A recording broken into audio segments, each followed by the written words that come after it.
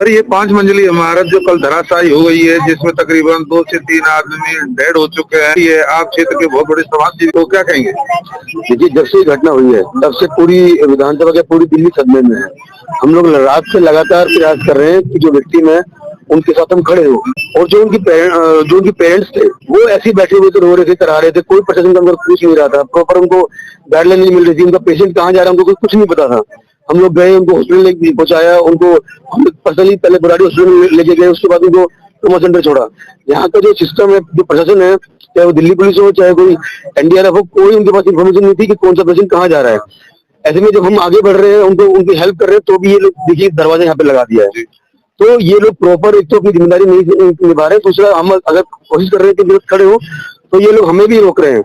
तो ये जो सरकारी महकमा है, ये अपने तरीके से पूरी मतलब जो काम करना चाहिए नहीं करने दे रहे हैं।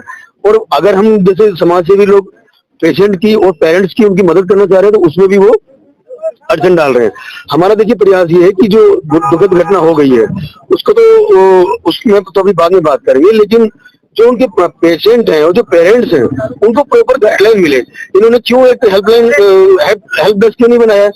इस घटना को लगभग 24 घंटे होने वाले हैं, एक हेल्प डेस्क नहीं है कि जहाँ पे आप दिल्ली पुलिस हो या एनडीआरएफ हो या कोई भी विभाग हो, वहाँ पे सेंट्रलाइज सिस्टम बने कि कौन सा पेशेंट कहाँ जा रहा है, किसको उपचार मिल रहा है, नहीं मिल रहा है, कोई कैजुअलिटी है क्या है।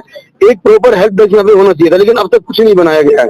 जो भी आ रहे हैं घूम के चले जा रहे हैं, इसको पिकनिक स्पॉट बना दिया है। ये बहुत दुखद घटना है, सब लोग बहुत परेशान है, ये समझने की कोशिश करें। और दिल्ली सरकार हो या ये लोग उस दर्द को नहीं समझ पा रहे हैं। और सुनने में आया कि जो इसका जो ओनर था, जो बना रहा था, वो आम आदमी पार्टी का कार्यकर्ता था। तो कहीं ना कहीं ये मिली भगत है पार्टियों की भी। वो लोग उस तरीके से काम कर रहे हैं कि भाई तू मेरा होने दे, मैं तेरा होने देता हूँ। अभी हम अंदर जाने चाहते थे, लेकिन उन्होंने जाने नहीं दिया। ये सामने एक बिल्डिंग बन रही है, रात को हमने देखा वो ऐसे हाथ से दीवार गिर रही है, हमने उंगली से ऐसे ईंट को किया, उखड़ गई वो। ये सामने जो बिल्डिंग दिख रही है, जो नया मकान बन रहा है, इतना कच्चा कंस्ट्रक्शन हो रहा है, हमने हाथ से दीवार गिराई, हाथ से गिर गई वो। अगर अगर नीचे की फ्लोर इतना कमजोर होगा तो ऊपर कैसे टिकेगा? यही तो हुआ है। देखिए, मैं तो बोल रहा हूँ कि आम आदमी पार्टी का कार्यकर्ता था।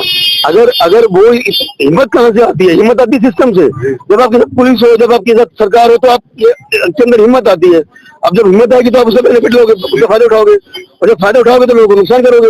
यही तो हुआ। अब जिनकी जान चलेगी उनके लिए क्या किया? अब तक कुछ नहीं हुआ है।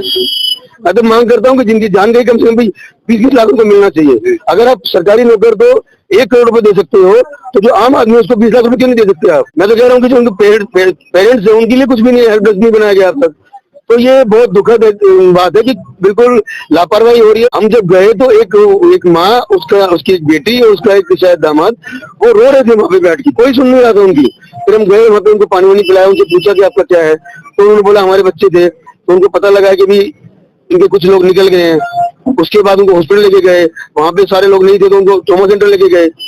हम खुद लेके गए उनको, अपनी गाड़ी भेजी हमने।